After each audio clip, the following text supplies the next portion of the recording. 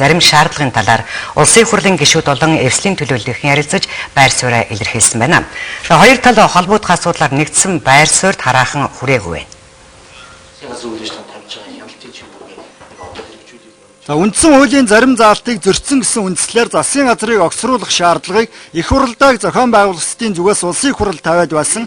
Харин улсын хурлын төрийн байгуулалтын байнгын хорооны дарга Скватрын хэлж байгаагаар бол засгийн газрыг ямар тохиолдолд огцруулах үндсэлтэй вэ гэдгийг хуульд заасан байгаа. Тухайн үндслийн хүрээнд л асуудлыг авч үзэх ёстой гэсэн байр суурьтай байна. Засгийн газрыг огцруулах санал тавих бол мэдээж хэрэг та бүхний саналыг хүндэтгэж үзэж байна. Улсын хурл өөрөө яг дөрөвний хэлдэг хамтын удирдлагатай байгууллага учраас бид нар хууль дүрм журмын дагуу авч үзсэн. Тэгээд дараагийн хоёр дахь асуудал бол юу гэхээр улсын хурл засгийн газарт хяналт тавих үүргээ хэрэгжүүлж эхэлж байгаа. Бид нэр засгийн газрын үйл ажиллагааны тайланг одоо сонсч байна. Харин оюу толгойн асуудлаар түрүүнд нь улсын хурлаас гаргасан шийдвэр өгсөн үүргийг биелүүлэх шаардлагыг улсын хурлын зүгээс засгийн газарт байнга өгч байгаа гэж төрийн байгуулалтын байнгын хорооны дарга тайлбарлаж байна.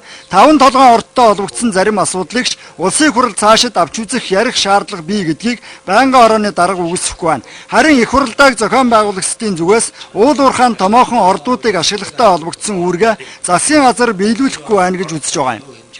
Монгол улсын үндэсний баялаг болсон энэ байгалийн баялагийг цөөн хэдэн нэр бүхий одоо хүмүүс цөөн нэр бүхий компаниуд ингээ ашиглаж байгааг Монгол улсын засгийн газар ингээ дураар нь одоо ашиглах болцоог олгоод үүнийг их хурл хяналтаа тавихгүй гаргасан шийдвэртэй бэлдэнд хяналт тавихгүй байгаа бол энэ хууль эрхчлэг асуудал гэж үзэхээс өөр аргагүй.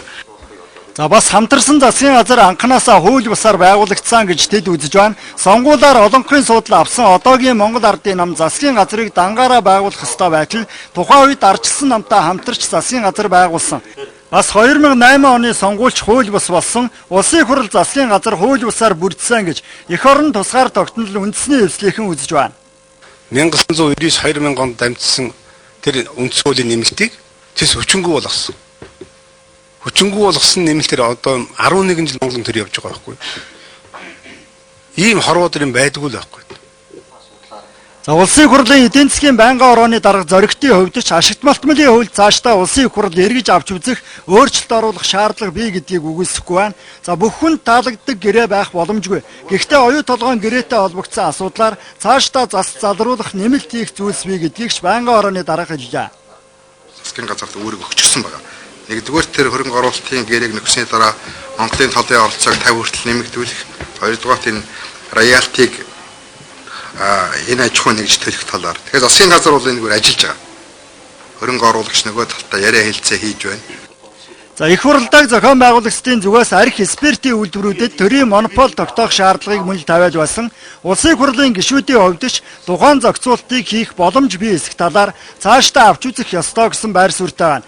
Одоогоор эх орон тусгаар тогтнол үндэсний эвслийн зүгээс улсын хурал тавьсан шаардлагатай холбогдсон асуудлуудаар хоёр тал ямар нэгдсэн байр суурь тараахан хүрээгүй байна.